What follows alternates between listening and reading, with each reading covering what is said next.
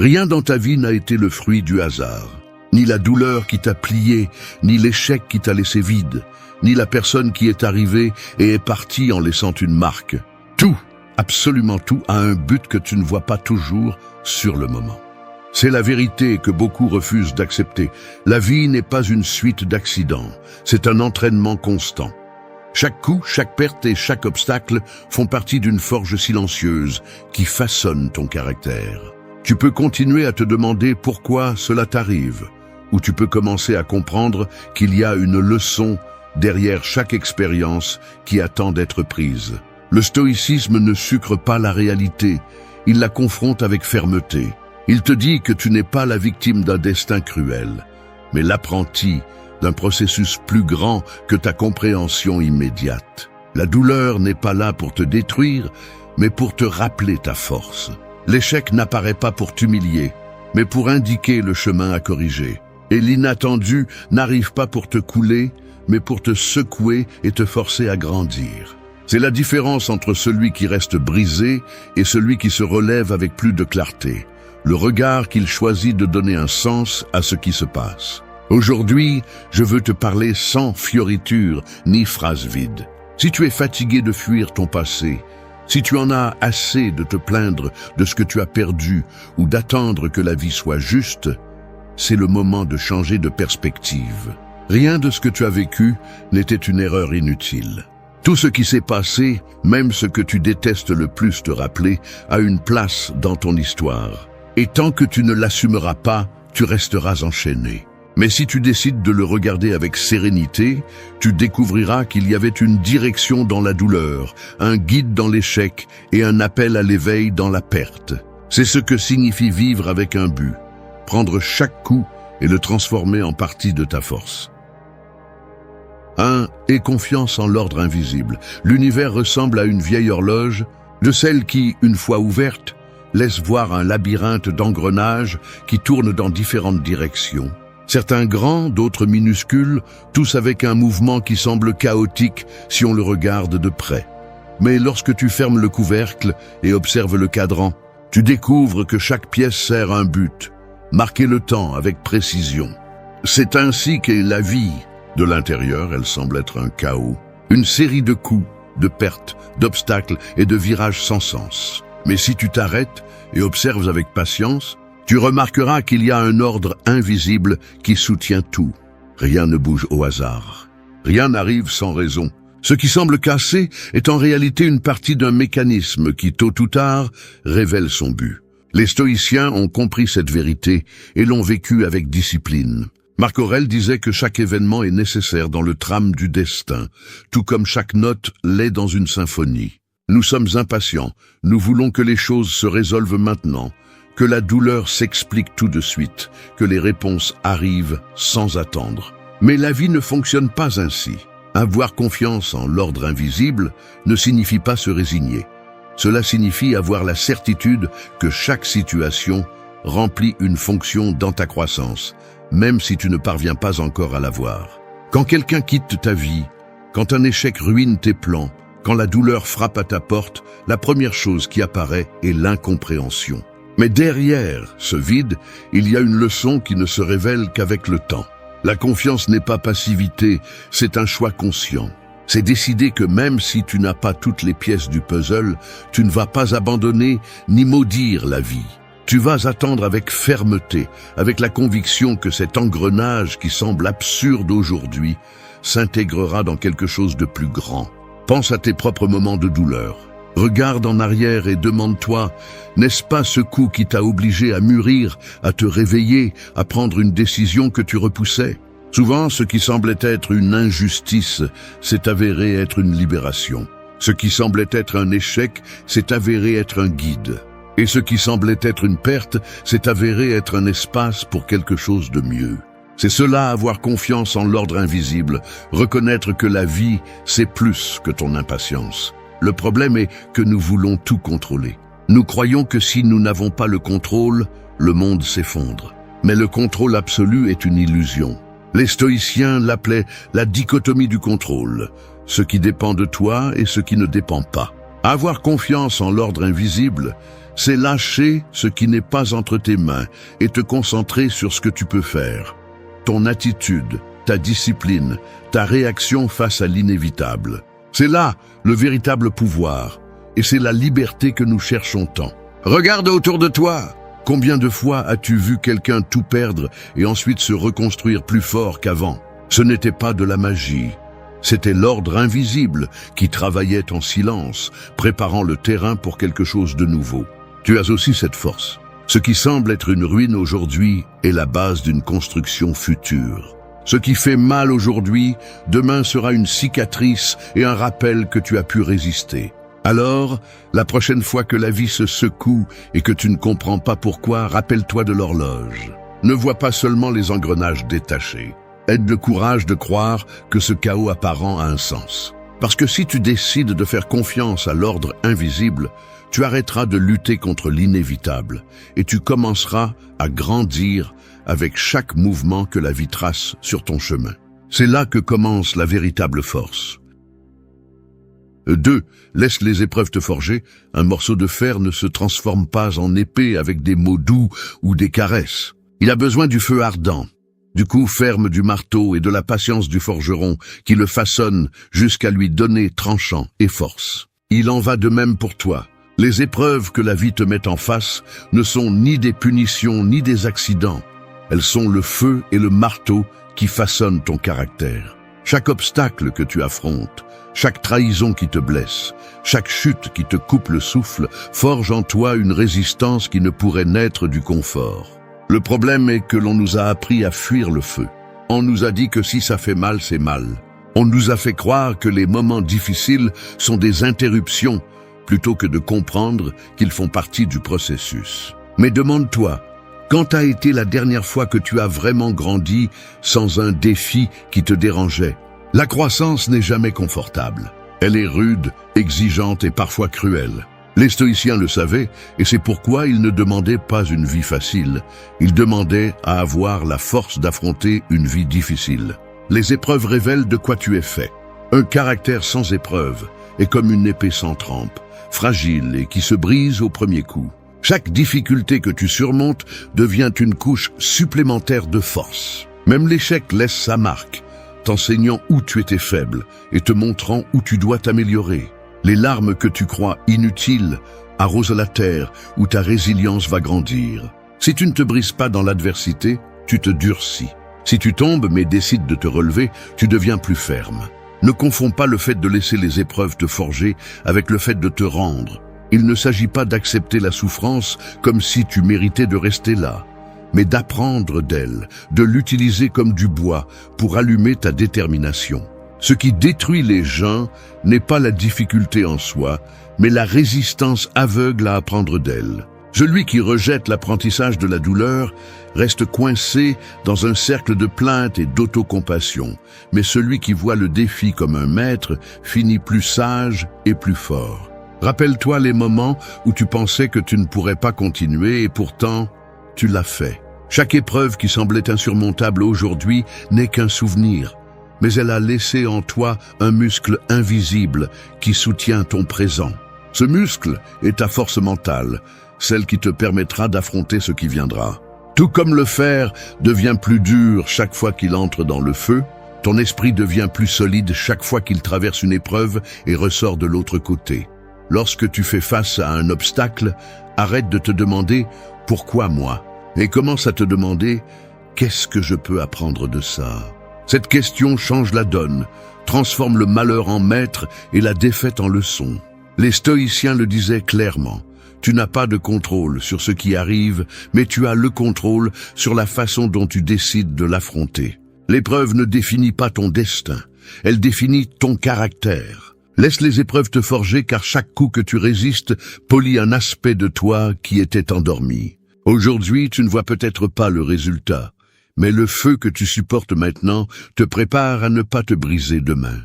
Lorsque tu accepteras que les difficultés ne sont pas des ennemis, mais des alliés dans ta transformation, tu commenceras à marcher avec le dos droit, même au milieu de la tempête. C'est l'essence de la force stoïcienne, ne pas fuir le marteau ou le feu, mais les remercier, car ils te transforment en quelqu'un d'impossible à plier. 3. Lâche ce qui est déjà terminé. Les mains qui s'accrochent trop fort à la corde finissent par saigner. Ce n'est pas la corde qui fait mal, c'est l'insistance à ne pas la lâcher alors qu'elle ne soutient plus rien. C'est ce qui se passe avec les relations qui sont mortes, les rêves qui se sont éteints, les moments qui ne reviendront plus. Nous restons suspendus à des souvenirs qui ne font que déchirer la peau de l'esprit, et pendant que nous y sommes, le présent nous échappe comme du sable entre les doigts. S'accrocher au passé, c'est marcher en portant un cadavre invisible qui vole l'énergie, l'espoir et la clarté. Les stoïciens ont enseigné que l'attachement à ce qui n'existe plus est une source de souffrance inutile. Il ne s'agit pas d'oublier, mais d'accepter que ce qui est terminé a déjà joué son rôle, et que s'y accrocher ne fait que vous empêcher d'avancer. Chaque fin, aussi dure soit-elle, est là pour fermer un chapitre qui ne pouvait plus rester ouvert. Si la rivière suit son cours, pourquoi insister pour nager à contre-courant? Il y a des portes qui ne s'ouvriront plus, des chemins que vous ne devez pas reprendre, des personnes qui ne doivent pas revenir. La vie est pleine de cycles. Chaque cycle qui se termine laisse de la place pour un autre qui est sur le point de commencer. Mais si vous ne lâchez pas l'ancien, il n'y aura pas de place pour le nouveau. Cet attachement qui ressemble à de l'amour est en réalité de la peur de l'inconnu, la peur de se retrouver sans rien. Mais pensez à ceci, ce qui vous appartient vraiment ne part pas, ce qui est parti n'était pas destiné à rester. Lutter pour le retenir, c'est se battre avec des ombres. Lâcher prise ne signifie pas effacer les souvenirs, ni prétendre que cela n'a jamais fait mal. Cela signifie libérer le poids que vous portez dans votre cœur pour pouvoir marcher plus légèrement. Beaucoup de personnes stagnent parce qu'elles pensent que lâcher prise, c'est trahir ce qu'elles ont un jour voulu. Mais c'est tout le contraire. C'est honorer ce qui a été en le laissant reposer dans le passé où il appartient. Il ne s'agit pas de froideur. Il s'agit de dignité envers soi-même. Regardez votre propre histoire. Pensez aux fois où vous êtes resté attaché à une relation qui était déjà brisée, au projet que vous avez défendu alors qu'il n'avait plus de vie, au ressentiment que vous avez porté pendant des années, jusqu'à ce qu'ils deviennent une partie de vous. À quoi cela vous a-t-il servi de les retenir? Rien de ce qui s'accroche à ce qui n'existe plus ne vous fait avancer. Tout ce que vous faites, c'est prolonger la blessure et fermer la porte à ce qui est à venir. Les stoïciens nous ont rappelé que le présent est la seule chose que nous possédons vraiment. S'accrocher au passé, c'est abandonner le seul moment où vous pouvez agir. Chaque larme versée pour ce qui est parti est une seconde volée au maintenant. Soyez ferme avec vous-même. Remerciez ce que vous avez vécu, apprenez de ce qu'il vous a enseigné et ensuite, lâchez-le. Tant que vous continuerez à porter le poids du mort, vous ne pourrez pas embrasser le vivant. La prochaine fois que vous serez tenté de regarder en arrière avec nostalgie ou rancœur, pensez à la corde. Demandez-vous si cela vaut la peine de continuer à saigner pour quelque chose qui ne soutient plus rien. Lâchez avec sérénité. L'acte de lâcher prise ne vous affaiblit pas, il vous libère. Et quand vous y parviendrez, vous sentirez que la vie ouvre de l'espace pour de nouvelles expériences qui ne pouvaient pas arriver tant que vous aviez les mains occupées avec ce qui est déjà terminé. 4. Respecte le temps parfait. La vie est comme un arbre qui grandit à son propre rythme. Tu peux l'arroser, en prendre soin, lui donner de la lumière, mais peu importe combien tu le presses, il ne donnera pas de fruits avant sa saison. Essayer de lui arracher le fruit vert, simplement par impatience, finit par le gâcher. Il en va de même pour tes rêves, pour la guérison de tes blessures et pour les changements que tu attends. Tout a un temps qui ne dépend pas de ton désir ni de ton anxiété. Prétendre que les choses se produisent quand tu le veux, c'est se battre contre les lois invisibles qui soutiennent l'ordre du monde. Nous vivons en croyant que le temps est notre ennemi. Nous courons comme si tout allait s'échapper si cela ne se produit pas maintenant. Cette hâte nous empoisonne et nous vole la paix.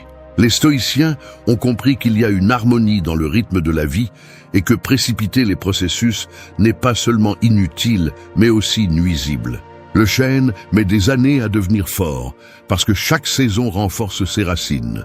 Et de la même manière, chaque expérience qui semble retardée est en train de cimenter quelque chose en toi que tu ne peux pas encore voir. Respecter le temps parfait signifie arrêter d'exiger des résultats immédiats et commencer à faire confiance au processus. Cela signifie accepter que la guérison d'une blessure émotionnelle ne se fait pas du jour au lendemain, que la construction du caractère nécessite des épreuves répétées, que l'atteinte d'un objectif important nécessite une patience soutenue. Forcer le chemin ne fait qu'augmenter la frustration et finit par briser ce que tu essaies de construire. Il y a des douleurs qui mûrissent lentement pour t'apprendre la compassion. Il y a des échecs qui tardent à te montrer la direction. Il y a des rencontres qui arrivent tard parce que tu n'étais pas prêt à les recevoir auparavant. La hâte est une forme d'orgueil. Nous croyons que nous savons mieux que la vie quand les choses doivent se produire, et comme nous ne voyons pas de résultats rapides, nous pensons que nous échouons ou que le destin est injuste. Mais le problème n'est pas le temps, mais l'impatience avec laquelle nous le jugeons. Chaque saison a une fonction. L'hiver durcit les racines, le printemps réveille ce qui est endormi, l'été nourrit le fruit, et l'automne apprend à lâcher ce qui ne sert plus. De même, chaque étape de ta vie apporte quelque chose dont tu as besoin, même si tu ne le désires pas à ce moment-là. Quand tu ressens de l'anxiété pour ce qui n'est pas encore arrivé, rappelle-toi de l'arbre. Tu ne peux pas lui crier pour qu'il grandisse plus vite, ni supplier le fruit pour qu'il mûrisse. Tu ne peux que prendre soin de ce qui est sous ton contrôle. La constance, la discipline, l'attitude avec laquelle tu attends. Le reste appartient au temps. Et le temps ne faillit pas. Il arrive quand il doit arriver, ni avant ni après. Respecter le temps parfait n'est pas une invitation à rester immobile, mais à faire ce qui est en ton pouvoir, sans te détruire pour ce qui ne se produit pas encore. Cela signifie travailler tout en faisant confiance, bouger tout en attendant et garder son calme lorsque les réponses tardent. La patience est un signe de force, pas de faiblesse. Des relations qui n'apparaissent pas quand tu le voulais, mais bien quand tu étais prêt. Des opportunités qui frappent à ta porte après un échec qui t'a préparé pour elles. Des rêves qui ne se sont pas réalisés à leur moment parce que tu devais d'abord apprendre des leçons que tu n'aurais pas compris autrement. La prochaine fois que l'impatience te ronge, rappelle-toi que la vie ne se retarde pas. Elle suit simplement son propre calendrier. Et quand tu apprendras à le respecter, tu ressentiras une paix qui ne dépend pas de la vitesse des résultats. Parce que comprendre le temps parfait, c'est accepter que tout ne dépend pas de toi, et cette acceptation te libère de la lutte constante avec le temps. 5. Transforme l'échec en guide. L'échec ressemble à un phare au milieu d'une tempête. Ce n'est pas la destination à laquelle vous vouliez arriver, mais il éclaire clairement l'endroit où vous ne devez pas faire naufrage à nouveau. La plupart des gens le voient comme un mur qui bloque le chemin, alors qu'en réalité, c'est une pancarte qui indique la bonne direction. Chaque faux pas, chaque projet qui n'a pas abouti comme vous l'espériez, chaque chute qui vous a laissé les mains vides est remplie de messages sur ce que vous devez corriger, ce que vous devez renforcer et ce que vous devez abandonner. Le problème est que nous avons été formés pour ressentir de la honte en cas d'échec. Nous pensons que c'est une preuve d'incapacité, un sceau de défaite définitive. Cela nous fait fuir, le cacher ou ignorer les leçons qu'il apporte. Les stoïciens voyaient l'échec d'une autre manière. Ils ne le considéraient pas comme un ennemi, mais comme une source de sagesse pratique. Ils l'acceptaient avec sérénité, parce qu'ils comprenaient que la seule véritable défaite est de refuser d'apprendre de ses erreurs. Pensez à un archer qui tire et rate la cible. L'erreur ne signifie pas qu'il doit abandonner l'arc. Cela signifie qu'il sait maintenant qu'il doit ajuster l'angle, la distance, la tension de la corde. C'est ainsi que fonctionne la vie. Chaque erreur vous donne des données précieuses que vous n'auriez pas obtenues autrement. Si vous choisissez de les ignorer par orgueil ou par peur du jugement d'autrui, vous gaspillez le coup de l'échec et vous vous condamnez à le répéter. Transformer l'échec en guide nécessite de l'humilité. Cela signifie accepter que vous ne savez pas tout, qu'il y a des leçons cachées dans les faux pas et que vous ne pouvez avancer qu'en les reconnaissant. Cela signifie regarder en face les résultats qui font mal, non pas pour vous punir, mais pour découvrir ce que le chemin essaie de vous enseigner. Chaque obstacle qui fait tomber vos plans est un signe que quelque chose doit changer. Votre stratégie, votre discipline, votre attitude ou même votre objectif. N'oubliez pas que les plus grandes réalisations naissent de chemins remplis d'échecs. Chaque inventeur, chaque leader, chaque personne que nous admirons pour sa force a eu une liste d'essais ratés avant d'atteindre ses objectifs. Ils ne se sont pas arrêtés parce qu'ils ont su transformer chaque chute en un guide plus précis. C'est ce qui distingue ceux qui se relèvent de ceux qui abandonnent. La capacité de voir l'échec comme une carte et non comme un point final. Quand l'échec frappe, ne perdez pas de temps à le maudire. Demandez-vous ce qu'il vous révèle. Peut-être vous montre-t-il que ce n'était pas le bon moment, que vous aviez besoin de plus de préparation, que vous deviez changer de cap, ou que vous poursuiviez simplement quelque chose qui ne vous appartenait pas. L'échec parle, mais seuls ceux qui baissent le bruit de leur ego et sont prêts à l'écouter l'entendent. Les stoïciens nous ont appris que l'important n'est pas ce qui vous arrive, mais comment vous réagissez à cela. Vous pouvez laisser l'échec vous amertumer et vous paralyser, ou vous pouvez l'utiliser comme un maître sévère qui vous indique les étapes qui manquent. Si vous le prenez comme guide, chaque erreur devient une marche vers quelque chose de mieux. Regardez en arrière et souvenez-vous de vos échecs passés. Si vous les analysez avec sincérité, vous remarquerez que beaucoup d'entre eux vous ont poussé à grandir, à rediriger votre chemin ou à durcir votre caractère. Aujourd'hui, vous ne seriez pas ici sans eux. C'est la preuve que l'échec n'est pas la fin. C'est le signal qui redessine votre route. La prochaine fois que vous échouerez, au lieu de tomber dans l'auto-apitoiement, utilisez le faux pas comme un phare qui éclaire votre chemin. Parce que si vous apprenez à lire ces signaux, vous découvrirez que chaque chute ne vous enfonce pas. Elle vous montre où se trouve le sol ferme pour vous relever. 6. Écoute le message de la douleur. La douleur est comme une alarme au milieu de la nuit. Elle sonne stridente, dérange et te force à te réveiller même si tu ne veux pas ouvrir les yeux. Elle n'apparaît pas pour détruire ta paix, mais pour te prévenir que quelque chose nécessite une attention immédiate. Mais au lieu d'écouter le message, beaucoup préfèrent éteindre l'alarme avec des distractions, se cacher derrière de faux sourires ou noyer le malaise avec des habitudes qui ne font que prolonger la blessure. Ce qui est ignoré ne disparaît pas, il s'aggrave. La douleur que tu ne soignes pas finit par crier plus fort. Les stoïciens ont compris que la souffrance est inévitable, mais inutile si on n'en tire pas de leçon. Ils ne voyaient pas la douleur comme un châtiment divin, mais comme un messager qui apporte des leçons nécessaires pour polir le caractère. Parfois, son message est clair. Une relation toxique que tu dois lâcher, une limite que tu ne respectes pas, un objectif que tu poursuis pour de mauvaises raisons. D'autres fois, il est plus profond. Il te rappelle que tu es humain, que la vie est fragile et que tout n'est pas sous ton contrôle. L'erreur la plus courante est de lutter contre la douleur, comme si elle était un ennemi absolu. Il est naturel de résister, personne n'aime souffrir, mais la douleur que tu résistes avec colère ne fait que s'alourdir. En revanche, si tu l'observes calmement, tu peux découvrir la racine de ce qu'elle veut te montrer. Écouter le message de la douleur nécessite du courage, car cela implique de te regarder en face, de reconnaître les blessures et d'accepter les vérités inconfortables qu'elle apporte. Pense à ton corps. Quand une articulation fait mal, il ne suffit pas de prendre un analgésique pour faire taire la gêne. Si tu ne t'occupes pas de la cause, le problème s'aggrave. Il en va de même pour la douleur émotionnelle. La couvrir de distractions ne fait que retarder le processus de guérison. Le message de la douleur est généralement direct. Il te montre tes limites, te rappelle ce qui compte vraiment et te force à t'arrêter pour reconsidérer ta route. Si tu l'ignores, tu perds l'opportunité de te transformer. Beaucoup de personnes ont trouvé leur véritable but après avoir traversé une grande perte, car la douleur les a fait remettre en question le superficiel et se concentrer sur l'essentiel. Écouter la douleur ne signifie pas se rendre à elle, cela signifie la reconnaître et lui donner un but. Tu peux te demander, qu'est-ce que cette expérience m'apprend sur moi-même? Quelle partie de ma vie a besoin d'être reconstruite? Qu'est-ce que je tolère que je ne devrais plus permettre?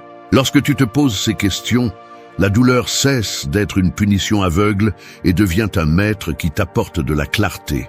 Les stoïciens enseignaient à accepter la souffrance inévitable avec sérénité parce qu'ils savaient que résister ne faisait qu'ajouter de la souffrance supplémentaire. La différence entre celui qui sombre et celui qui grandit réside dans la volonté d'écouter ce que la douleur révèle. Celui qui l'affronte avec humilité et ouverture apprend à renforcer son caractère, à valoriser davantage ce qu'il a et à vivre avec une plus grande conscience. Regarde en arrière et revois les moments les plus durs de ta vie.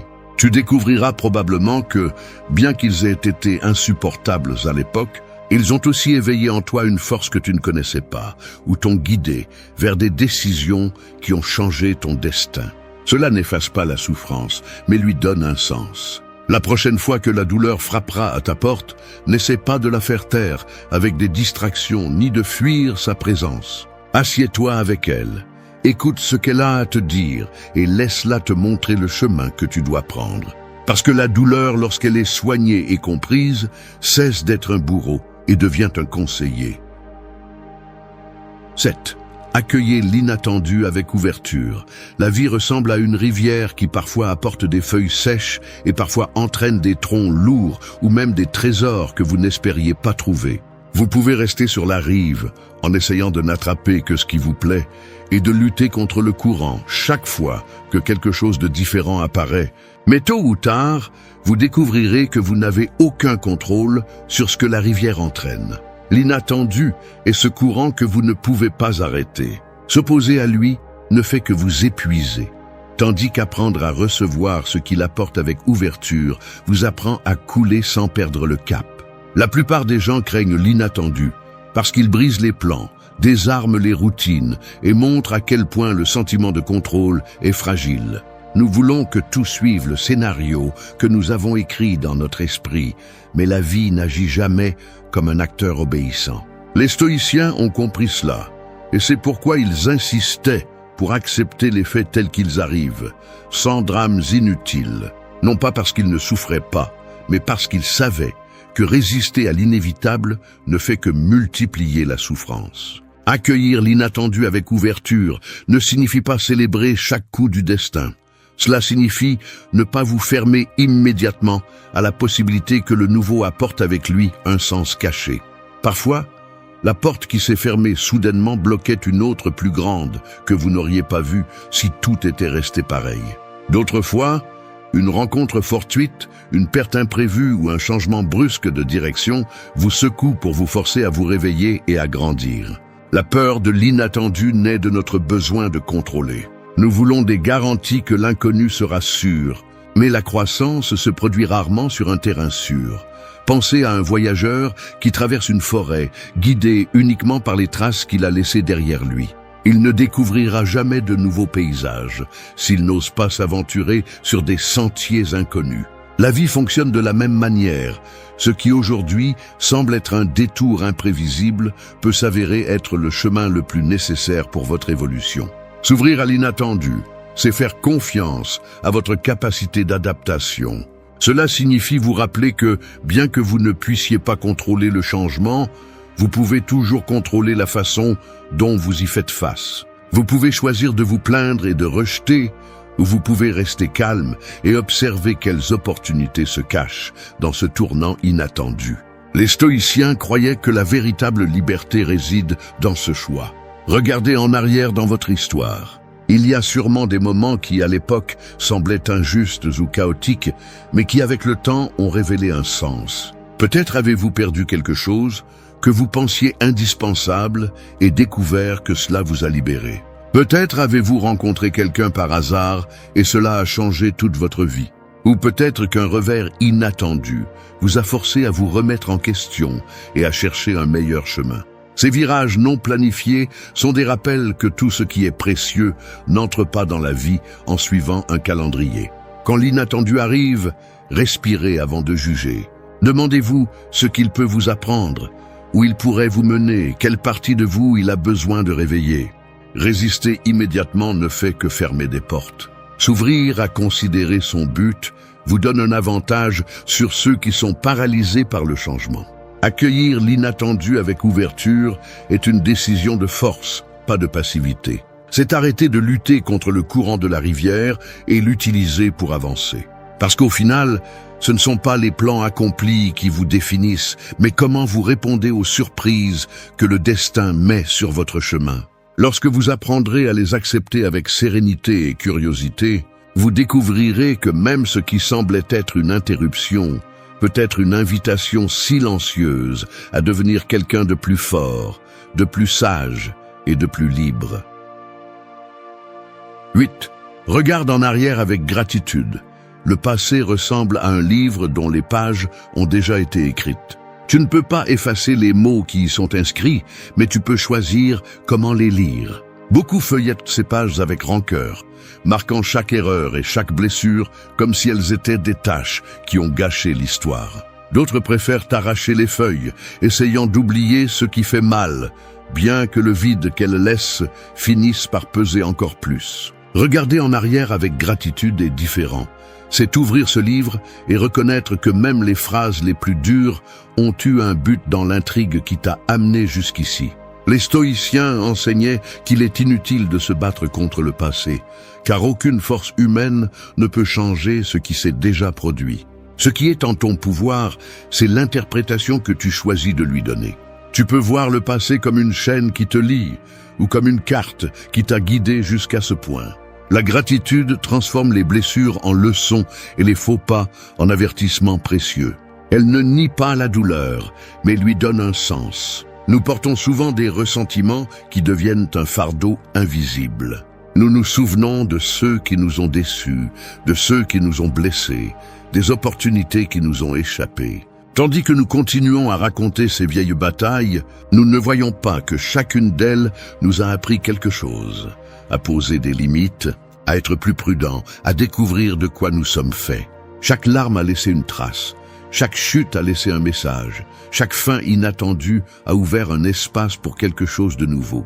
Regarder en arrière avec gratitude n'est pas justifier les injustices ni romantiser la souffrance. C'est reconnaître que tu as survécu à des moments que tu croyais impossibles à surmonter. C'est remercier la force que tu as découverte grâce à ces expériences. Même si à l'époque, elles te semblaient cruelles. Sans ces défis, tu ne serais pas qui tu es maintenant. Nier leur valeur, c'est nier le processus qui t'a forgé. Quand tu acceptes le passé avec gratitude, tu lâches le poids des culpabilités et des reproches. Tu arrêtes de te demander pourquoi ta vie n'a pas été différente et tu commences à comprendre que chaque décision, chaque rencontre et chaque erreur ont contribué à te former. Cela ne signifie pas que tout ce que tu as vécu était juste, cela signifie que tout ce qui s'est passé a déjà joué son rôle et que continuer à se battre contre cela ne fait qu'épuiser ton présent.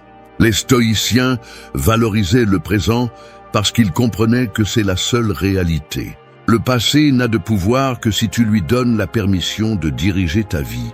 En remerciant ce que tu as vécu, tu reprends le contrôle de ton histoire. Tu ne changes pas les faits, mais tu changes la relation que tu as avec eux.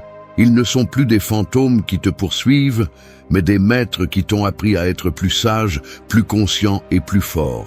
Pense aux cicatrices que tu portes, physiques ou émotionnelles. Chacune d'elles est un signe que tu as surmonté quelque chose, pas que tu as été vaincu. Les remercier ne signifie pas souhaiter avoir vécu cette douleur. Cela signifie honorer la résilience qui t'a permis de continuer. Sans ces cicatrices, tu ne connaîtrais pas ta véritable capacité de résistance. La prochaine fois que ton esprit retourne au passé avec nostalgie ou colère, fais une pause et cherche l'apprentissage caché dans chaque souvenir. Remercie l'erreur de t'avoir montré le bon chemin, la perte de t'avoir appris à valoriser ce qui compte, la douleur de t'avoir révélé ta force. Quand tu regardes en arrière avec gratitude, tu ne revivifies pas la souffrance. Tu fermes les cycles avec respect et tu libères de l'espace pour que le présent fleurisse sans anciennes ombres. Ainsi, le passé cesse d'être une prison et devient le fondement sur lequel tu construis ton avenir. La gratitude envers ce que tu as vécu n'efface pas les marques, mais leur donne un sens.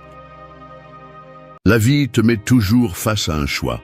Laisser les autres décider comment ils te traitent ou être toi-même qui fixe les limites. Chaque fois que tu te tais face à un manque de respect, chaque fois que tu souris pour éviter un conflit alors que quelqu'un franchit la ligne, sans t'en rendre compte, tu cèdes un morceau de ta dignité. Ce que tu permets une fois, ils finiront par le répéter toujours, et ce que tu tolères aujourd'hui deviendra ta prison demain. Il n'y a rien de plus dangereux que de s'habituer au mauvais traitement et de penser que c'est normal. Protéger ta dignité n'est pas un acte d'arrogance, c'est un acte de survie. Il y a des gens qui vivent en drainant l'énergie des autres, qui se nourrissent du conflit, de ta faiblesse, de ton silence. Et si tu ne mets pas un frein, un jour tu te retrouveras coincé dans une vie pleine d'humiliations déguisées en blagues, de manipulations déguisées en affection et de critiques déguisées en conseils. Ce n'est pas le destin que tu mérites. Tu n'es pas né pour être le punching ball émotionnel de personne, ni pour mendier le respect là où il devrait exister naturellement. Ici, il ne s'agit pas de vengeance ou de haine. Il s'agit de discipline émotionnelle. Le stoïcisme nous enseigne que nous ne pouvons pas contrôler ce que font les autres, mais nous pouvons contrôler ce que nous permettons et à qui nous laissons entrer dans notre espace. Être stoïque, ce n'est pas rester silencieux pendant qu'on te piétine. C'est avoir le courage de dire stop, même si cela dérange ceux qui profitaient de ton silence. C'est apprendre à fermer des portes fermement et à t'éloigner sans remords de ceux qui ne savent pas apprécier ta présence. Le prix de ne pas établir de limites est élevé. Tu perds la paix, tu perds l'estime de toi-même, tu perds du temps précieux que tu pourrais consacrer à ta croissance personnelle. Les gens qui ne respectent pas tes limites ne vont pas changer simplement parce que tu le leur demandes gentiment. Et tu dois être celui qui marque le changement. Cette vidéo ne cherche pas à adoucir la réalité ni à te donner de jolies phrases pour te sentir mieux. Elle cherche à te montrer le chemin pour reprendre le contrôle de ta vie, t'entourer de personnes qui te poussent et surtout t'apprendre à ne jamais accepter ce qui te vole ta dignité. Parce que te protéger n'est pas de l'égoïsme, c'est du respect de soi. 1. Fixe la limite et fais-toi respecter. Une personne sans limite est comme une maison sans porte. N'importe qui entre, n'importe qui reste, n'importe qui décide du désordre. Si tu ne dessines pas clairement où se termine l'espace des autres et où commence le tien, tu deviendras un territoire ouvert aux envahisseurs. Les limites ne sont pas des murs pour t'isoler. Ce sont des fondations qui soutiennent ta dignité et ta paix. Chaque fois que tu en fixes une, tu n'es pas agressif ni égoïste. Tu construis l'espace dans lequel ta valeur ne peut pas être piétinée. Le respect ne se demande pas, il s'exige par des actions. La plupart du temps, les gens ne franchissent pas ta ligne par ignorance. Ils le font parce que tu ne l'as pas défendu. Si tu te tais face à la première moquerie, tu ouvriras la porte à l'humiliation. Si tu souris face au premier commentaire sarcastique, tu avalises que demain soit pire. Et si tu justifies le mauvais traitement pour ne pas déranger, tu dis au monde que ton inconfort n'a pas d'importance. Le stoïcisme nous rappelle que personne ne peut te retirer ta dignité sans ton consentement. Mais c'est ton devoir de ne pas l'accorder. Il y a une vérité inconfortable. Celui qui ne se fait pas respecter finit par mendier des miettes de considération. Il ne suffit pas de penser que tu as droit à la paix, il faut la protéger. Pense aux guerriers qui protégèrent leur territoire. Ils ne le faisaient pas par haine des étrangers, mais par amour de ce qui est à eux. De la même manière, tu dois prendre soin du territoire émotionnel qu'est ton esprit, ton temps, ton énergie. Permettre à d'autres de l'envahir n'est pas de la bonté, c'est de l'abandon de soi. Fixer des limites exige du courage, car beaucoup de gens n'aimeront pas ton nouveau standard. Ils seront dérangés que tu ne sois pas prêt à rire des blagues qui blessent, que tu ne participes pas aux conversations qui dégradent les autres, que tu ne tolères pas les commentaires que tu laissais passer auparavant. Certains essaieront de te manipuler avec des phrases comme « tu n'es plus le même » ou « tu es devenu difficile ». Ce n'est pas une insulte, c'est un signe que tu fais bien les choses. Celui qui est contrarié parce qu'il ne peut plus te piétiner est celui qui ne t'a jamais apprécié. Le respect que tu cherches à l'extérieur commence par ce que tu tolères de toi-même. Tu ne peux pas exiger des autres ce que tu ne te donnes pas. si tu ignores tes propres besoins, si tu permets des abus pour ne pas être mal vu, ou si tu cèdes par peur de perdre de l'affection, tu seras le premier à te trahir. Te faire respecter implique de te regarder dans le miroir et de te demander si tu vis selon ce que tu crois mériter. Si ta réponse est non, alors il est temps d'ajuster ton comportement et de faire comprendre que ta paix n'est pas négociable. Le stoïcien ne s'épuise pas à crier pour imposer sa valeur. Il le démontre en vivant selon ses principes. Marc Aurèle disait que la meilleure vengeance est de ne pas ressembler à celui qui te fait du mal. Fixer des limites, c'est exactement cela. Ne pas répondre au mauvais traitement par un autre mauvais traitement, mais couper la chaîne d'abus avec fermeté et sérénité. Un non dit calmement, mais avec conviction pèse plus lourd que 1000 cris. La dignité ne se discute pas, elle se pratique. Le jour où tu dessineras cette ligne invisible, tu remarqueras un changement. Ton environnement commencera à te traiter de la manière dont tu te traites. Ceux qui te respectent resteront et les autres partiront. Tu perdras des personnes, oui, mais tu gagneras quelque chose de beaucoup plus précieux, de l'espace pour grandir sans interférence. Et tu comprendras que fixer des limites ne te fait pas perdre des relations, cela filtre simplement celles qui n'en valaient pas la peine. 2. Dis non fermement et sans remords. Le non est l'un des mots les plus puissants qui existent, mais aussi l'un des plus redoutés. Beaucoup de personnes pensent que dire non les rend froides, égoïstes ou difficiles, alors qu'en réalité, c'est la clé qui ouvre la porte à la liberté personnelle. Chaque fois que tu te forces à dire oui pour plaire aux autres, tu hypothèques ton temps, ton énergie et surtout ton respect de toi-même. Un oui forcé est un pacte silencieux avec le ressentiment. Un non ferme est un pacte avec ta dignité. Dire non n'est pas rejeter les personnes, c'est rejeter ce qui va à l'encontre de ta paix, de tes valeurs ou de ton bien-être. La vie est pleine d'exigences déguisées en faveur, de manipulations déguisées en affection, d'obligations qui ne sont pas les tiennes mais que d'autres tentent de t'imposer. Si tu acceptes tout pour éviter un conflit, tu finis par vivre la vie des autres au lieu de la tienne. Le stoïcisme enseigne que tu ne dois pas donner le gouvernail de ton existence aux attentes des autres. Tu es responsable de ton temps et de ce que tu permets d'entrer dans ta vie. Un non dit clairement n'a pas besoin de longues explications ni d'excuses. Il est bref, direct et percutant. Les personnes qui profitent de ta gentillesse cherchent souvent tes hésitations, ton ton de doute, tes excuses. Quand tu dis non fermement sans fioriture, tu leur enlèves l'espace pour manipuler. Si quelqu'un insiste, répète ton non avec la même sérénité.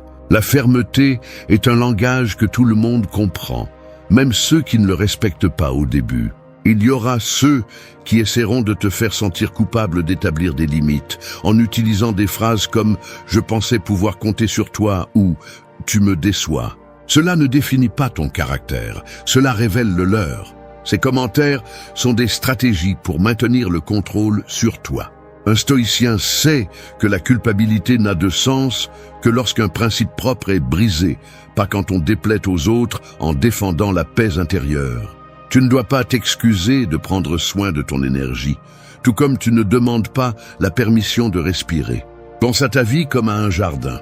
Tout ce qui y pousse ne mérite pas de rester. Certaines plantes sont belles, mais volent l'espace et les nutriments à celles qui comptent vraiment. Si tu ne tailles pas, ton jardin s'étouffe. Le non est la taille nécessaire pour que ce qui est précieux ait de l'espace pour fleurir. Tes objectifs, ton repos, ta santé mentale, tout cela a besoin d'espace libre d'engagements inutiles et de charges qui ne te correspondent pas. Dire non ne signifie pas vivre sur la défensive, ni devenir quelqu'un d'amer. Cela signifie apprendre à choisir où mettre ton énergie, et c'est l'une des formes les plus élevées de maîtrise de soi. Chaque non que tu prononces est une déclaration silencieuse que tu valorises ton temps plus que l'approbation des autres. Les personnes qui te respectent vraiment ne seront pas offensées par ton refus. Au contraire, elles valoriseront ton honnêteté.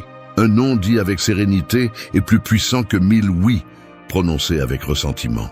Le véritable respect naît lorsque les autres voient que tu ne négocies pas ta paix pour leur plaire. Au début, ce sera inconfortable, parce que tu n'es pas habitué à te prioriser.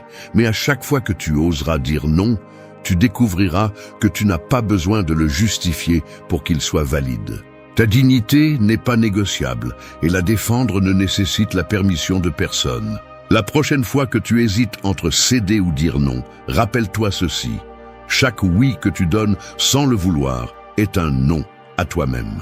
Et il n'y a pas de trahison plus grande que celle-là. Dire non fermement et sans remords, non seulement économise du temps, mais aussi construit le caractère de quelqu'un qui sait où il va et ne se laisse pas détourner par les demandes des autres. 3. Rompez le lien avec ceux qui manipulent. Il y a des fils invisibles qui pèsent plus que les chaînes de fer. Ce sont les liens qui vous attachent à des personnes qui savent manipuler vos émotions comme si vous étiez une marionnette. Ils vous font vous sentir coupable lorsque vous dites non. Ils vous flattent lorsqu'ils ont besoin de quelque chose. Ils vous ignorent lorsque vous ne leur êtes pas utile. La manipulation ne crie pas toujours, ni ne frappe. Elle sourit souvent, embrasse et se déguise en soins.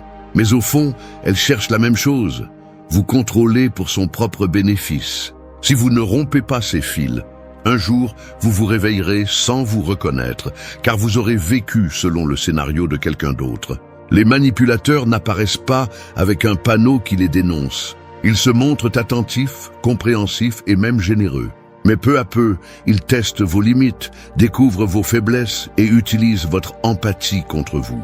Ils savent quand faire pression sur la culpabilité, quand feindre la fragilité et quand se victimiser pour obtenir ce qu'ils veulent.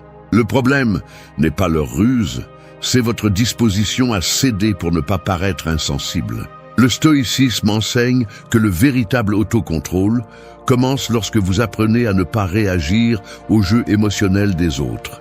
Rompre le lien avec les manipulateurs n'est pas un geste de haine, c'est un acte de libération. Cela signifie arrêter de danser au rythme de leurs paroles douces et de leurs menaces voilées. Ils prospèrent lorsque vous dépendez de leur approbation ou craignez leur désapprobation. C'est pourquoi la première stratégie est de couper cette dépendance émotionnelle, ne pas chercher leurs éloges, ne pas craindre leurs critiques. Leur pouvoir se nourrit de votre besoin d'être accepté. Lorsque vous leur enlevez cette source, leur influence s'effondre. Au début, ce sera inconfortable, car le manipulateur essaiera de vous faire sentir cruel ou ingrat, pour avoir mis de la distance. Il utilisera des phrases comme « après tout ce que j'ai fait pour toi » ou « personne ne te comprendra comme moi ». Reconnaissez ce langage. Ce n'est pas de l'amour, c'est du contrôle déguisé en affection.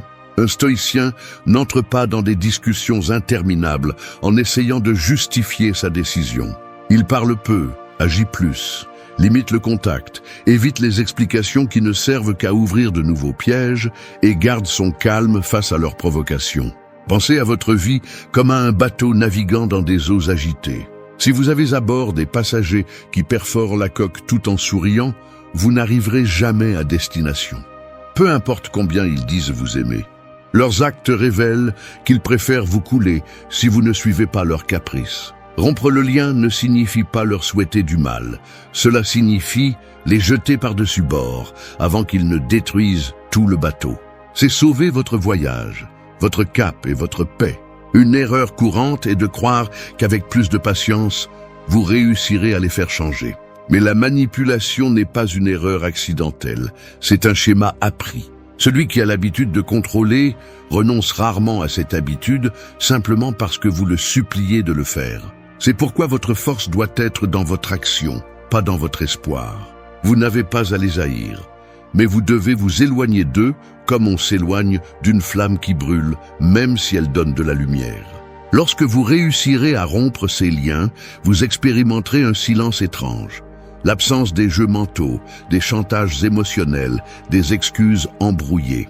Ce silence n'est pas un vide, c'est un espace récupéré pour votre voix intérieure. C'est là que la véritable paix s'installe. Vous découvrirez que votre esprit n'est plus occupé à penser comment plaire, justifier ou apaiser les autres. Et c'est le début de la véritable liberté. Rappelez-vous que la manipulation ne fonctionne qu'avec votre participation. Le jour où vous décidez d'arrêter de jouer, le jeu se termine.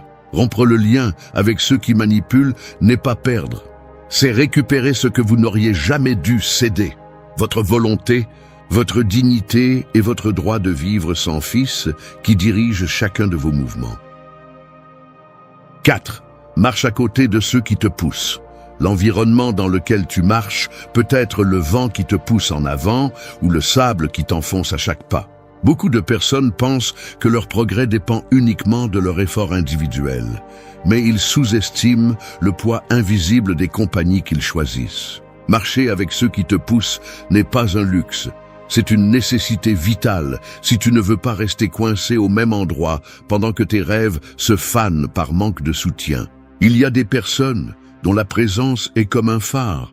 Elles ne font pas le travail à ta place, mais elles éclairent le chemin. Elles t'inspirent à t'améliorer, non pas avec des mots vides, mais avec l'exemple silencieux de leur discipline, de leur constance, de leur caractère. D'autres, en revanche, sont comme un brouillard épais.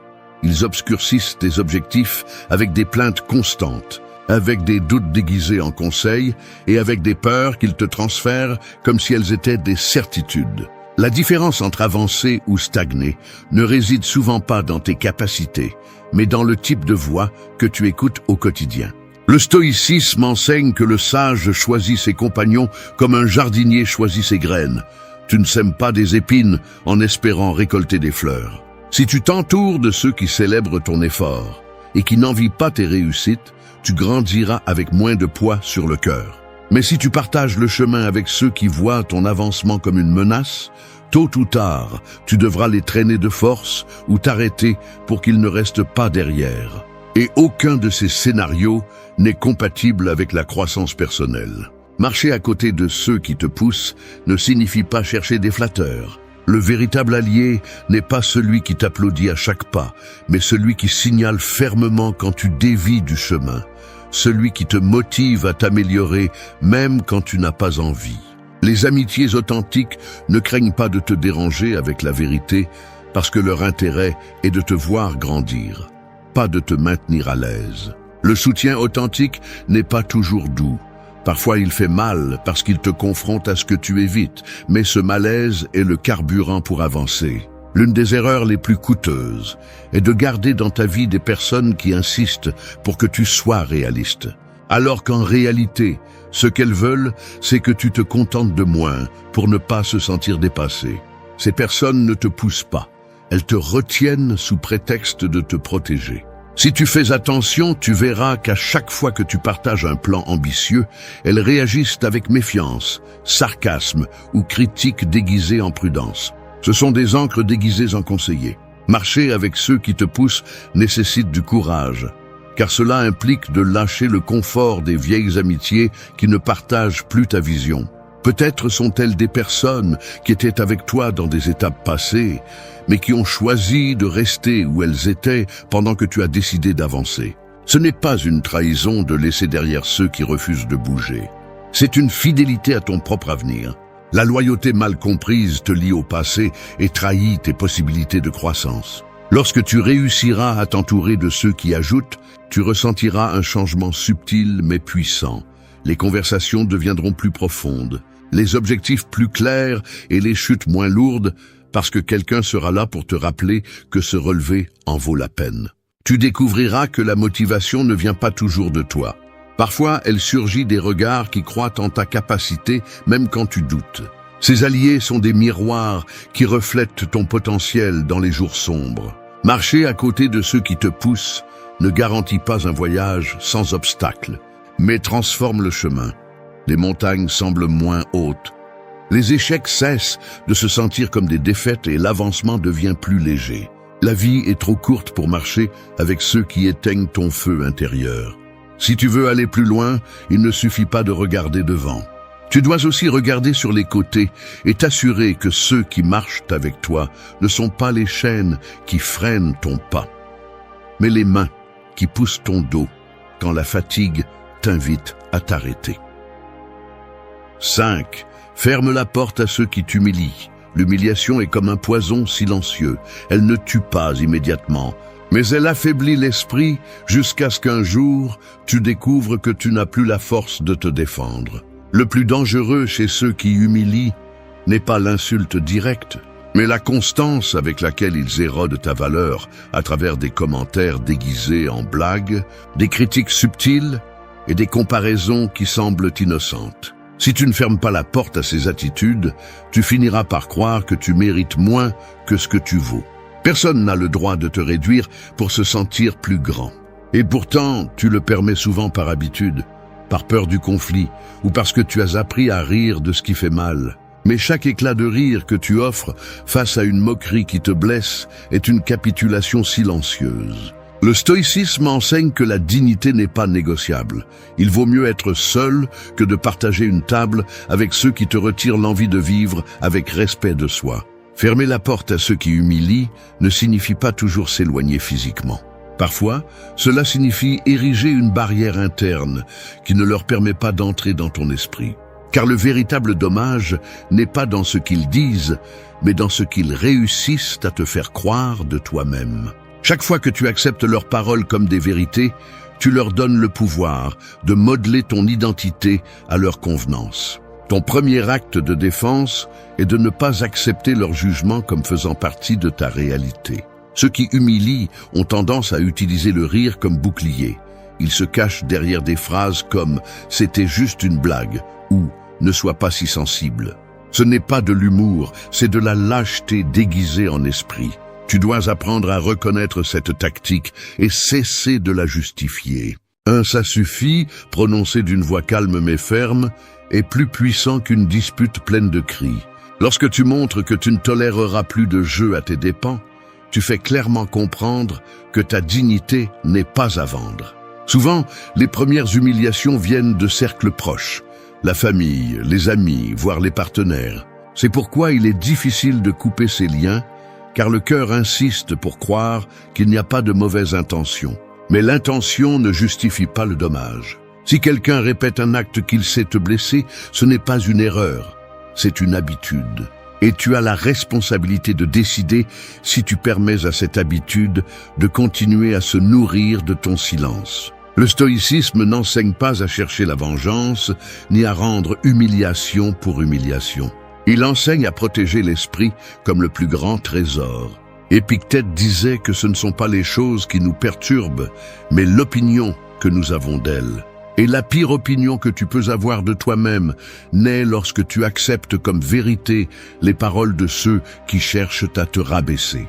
C'est pourquoi fermer la porte est un acte d'autodéfense psychologique. Tu choisis de ne pas laisser leur jugement entrer dans ton espace intérieur. Lorsque tu oses enfin fermer cette porte, quelque chose change en toi. Tu arrêtes de mesurer ta valeur avec les moqueries des autres et tu commences à la voir reflétée dans la sérénité de ne pas leur répondre. Tu remarqueras que beaucoup de ces personnes s'éloignent d'elles-mêmes, non pas parce qu'elles cessent de vouloir t'humilier, mais parce qu'elles perdent de l'intérêt à ne pas trouver un public prêt à le supporter. Ce que tu tolères se répète. Ce que tu ne permets pas disparaît. Fermer la porte à ceux qui t'humilient n'est pas un geste de fierté vide, c'est une déclaration silencieuse que tu connais ta valeur et que tu ne la mettras pas entre des mains étrangères.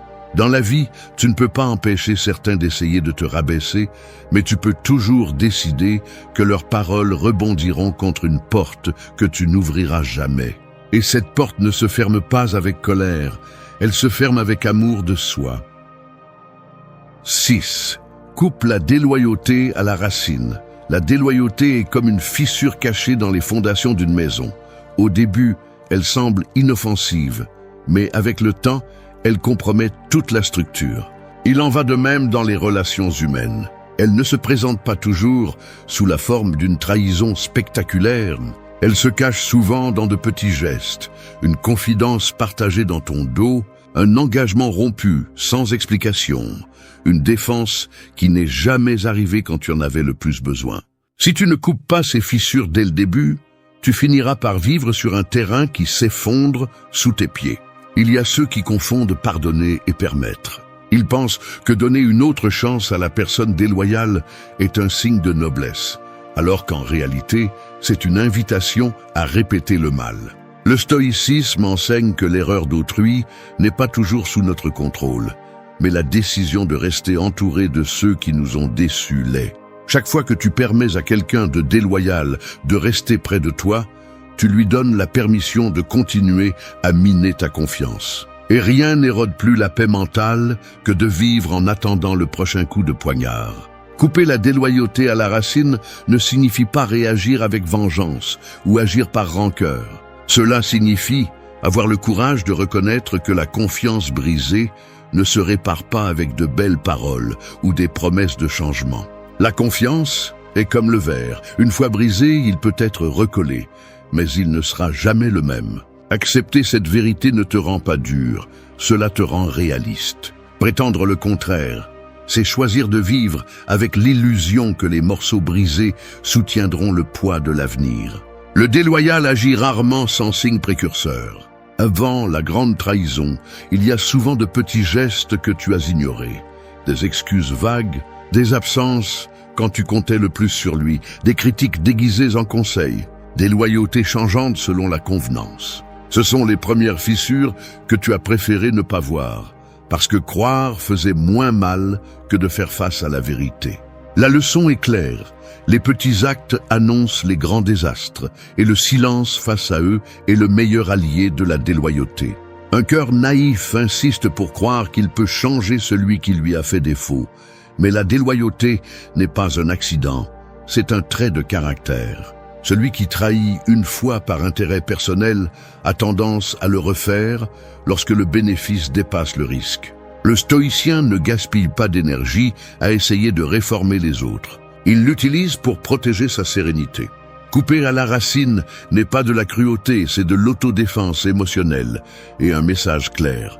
Le respect que tu offres n'est pas une ressource infinie pour celui qui le gaspille. Il y aura ceux qui te traiteront de dur ou d'exagéré pour t'éloigner de quelqu'un que tu considérais comme proche. Ne laisse pas ces opinions te troubler. Être compréhensif ne signifie pas être naïf. La véritable compassion, c'est aussi dire « jusqu'ici » quand le mal est évident. Parfois, garder un déloyal près de toi non seulement te blesse, mais affaiblit ta capacité à faire confiance à ceux qui le méritent. Le prix à payer pour soutenir une telle personne est trop élevé.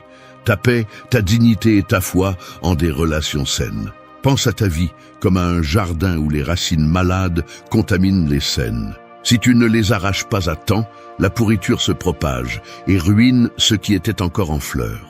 Coupe à la racine celui qui rompt la loyauté, et tu verras comment le reste de ton environnement reprend des forces. Il ne s'agit pas de lui souhaiter du mal, mais d'empêcher qu'il continue à drainer ton énergie et à contaminer tes relations. Lorsque tu prends la décision de couper, fais-le sans bruits inutiles. N'explique pas trop, et ne cherche pas à justifier ton choix devant celui qui n'a pas su apprécier ta confiance. La déloyauté ne mérite pas de discours, elle mérite de la distance. Avec le temps, tu comprendras que tu n'as pas perdu quelqu'un de précieux, tu t'es simplement libéré de quelqu'un qui ne savait pas comment maintenir ta confiance. Et cette libération est l'une des plus grandes formes de respect de soi. 7. Sois immunisé contre le poison de la négativité. La négativité est comme la fumée toxique d'un incendie, tu ne la vois pas toujours à temps.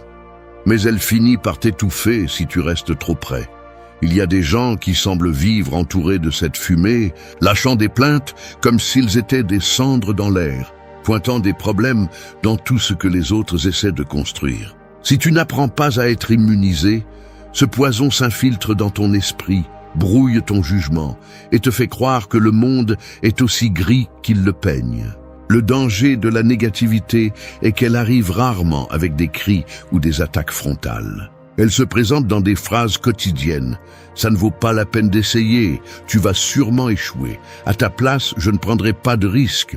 Des mots qui ressemblent à des conseils, mais qui sont en réalité des graines de doute. Si tu les laisses grandir, tu croiras bientôt que tes objectifs sont impossibles, que l'effort ne vaut pas la peine et qu'il vaut mieux te contenter de ce que tu as déjà, même si cela ne te rend pas heureux. Le stoïcisme enseigne que nous ne pouvons pas contrôler les opinions des autres, mais nous pouvons contrôler ce que nous laissons entrer dans notre pensée. Être immunisé ne signifie pas devenir froid ou indifférent, cela signifie choisir de ne pas intoxiquer ton esprit avec le pessimisme que les autres insistent pour te donner. c'est mettre un filtre entre leurs mots et ta paix, pour que seul ce qui est utile passe et que le reste reste dehors. L'esprit a besoin d'hygiène tout comme le corps. Tu ne boirais pas d'eau contaminée, alors ne bois pas de mots contaminés de désespoir. Souvent, la négativité vient de personnes proches, famille, amis, collègues de travail. C'est pourquoi elle peut être si nuisible, car elle vient de voix que tu supposais protectrices. Mais l'affection ne justifie pas l'influence destructive. Tu peux aimer quelqu'un et en même temps garder une distance avec ses idées toxiques. Tu n'as pas à les haïr ni à discuter chaque commentaire. Il suffit de cesser de leur donner le pouvoir de définir ta vision du monde. Être immunisé contre le poison de la négativité exige également de surveiller tes propres pensées. Parfois, le pire ennemi est à l'intérieur. Cette voix interne qui répète ce que les autres ont dit et qui commence à sonner convaincante quand tu es fatigué ou découragé. La pratique stoïcienne suggère d'examiner chaque idée qui traverse ton esprit et de te demander « Est-ce vrai ? Cela m'aide-t-il à agir mieux ? Ou cela me vole-t-il simplement de l'énergie ?»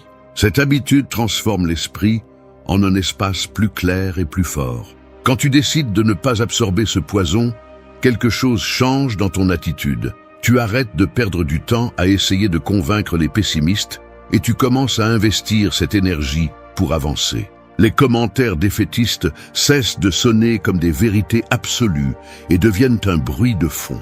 Tu découvres que les gens négatifs ne se nourrissent pas de la réalité, mais des réactions qu'ils provoquent. Si tu ne leur donnes pas cette réaction, ils perdent le contrôle sur toi. Être immunisé contre la négativité n'est pas ériger un mur d'indifférence, c'est construire un bouclier de sérénité. Le monde continuera d'avoir des gens qui voient des tempêtes dans chaque nuage, mais ils ne pourront plus t'entraîner avec eux. Tu garderas ton cap, respirant de l'air pur, même si autour de toi ils essaient de remplir l'atmosphère de fumée. C'est ça la liberté, ne pas laisser la vision sombre des autres décider de la couleur de ta vie. 8. Protège ta paix de ce qui draine ton énergie. La paix intérieure est comme un feu doux qui maintient ta vie au chaud. Elle ne fait pas de bruit, mais te soutient pendant les jours froids. Cependant, ce feu peut s'éteindre lentement lorsque tu permets à des personnes, des habitudes ou des environnements de le consommer sans t'en rendre compte. Chaque dispute inutile, chaque engagement que tu acceptes par obligation, chaque souci qui ne te concerne pas est du bois qui se perd sans produire de chaleur. Si tu n'apprends pas à protéger ta paix, tu vivras épuisé même les jours où tu n'as rien fait de physique. Le problème n'est pas toujours dans les grands conflits. Souvent, ce sont les petites usures quotidiennes qui drainent le plus ton énergie. L'appel de quelqu'un qui veut juste se plaindre, les messages qui interrompent ton repos, les attentes des autres que tu portes sur tes épaules. Le pire, c'est que tu finis par croire que cette sensation de fatigue est normale, alors qu'en réalité, c'est le résultat de donner ton énergie à tout ce qui ne mérite pas de la recevoir. Le stoïcisme enseigne que tu ne contrôles pas les événements extérieurs, mais que tu décides de ce qui affecte ton état intérieur. Protéger ta paix n'est pas t'isoler du monde, mais choisir les batailles qui méritent ton attention et celles qui cherchent seulement à te provoquer. Parfois, le vrai courage n'est pas de se battre, mais de se retirer à temps pour ne pas s'épuiser pour ce qui ne changera pas. Ce retrait n'est pas une faiblesse, c'est de la sagesse. Il y a des personnes qui semblent apporter des tempêtes partout où elles vont. Leur drame n'est pas ta responsabilité, même s'ils essaient de te faire sentir coupable de ne pas t'impliquer. Chaque fois que tu tombes dans ce jeu, tu perds de l'énergie que tu pourrais investir dans ton bien-être ou dans tes objectifs. Mettre des limites claires n'est pas être froid, c'est être juste envers toi-même. La paix est une ressource finie. Si tu ne la protèges pas, d'autres la consommeront jusqu'à te laisser vide.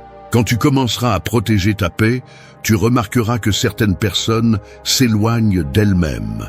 Non pas parce que tu les rejettes, mais parce qu'elles ne trouvent plus en toi la source d'attention qui alimentait leur chaos. Ce n'est pas une perte, c'est un soulagement. Tu découvriras que la sérénité ne dépend pas de l'élimination de tous les problèmes externes, mais de cesser de leur donner le pouvoir de perturber ta tranquillité. Protéger ta paix de ce qui draine ton énergie n'est pas un acte égoïste. C'est le plus grand cadeau que tu peux te faire. C'est apprendre à prendre soin de ce feu interne pour qu'il ne s'éteigne jamais, peu importe la force du vent du chaos autour de toi.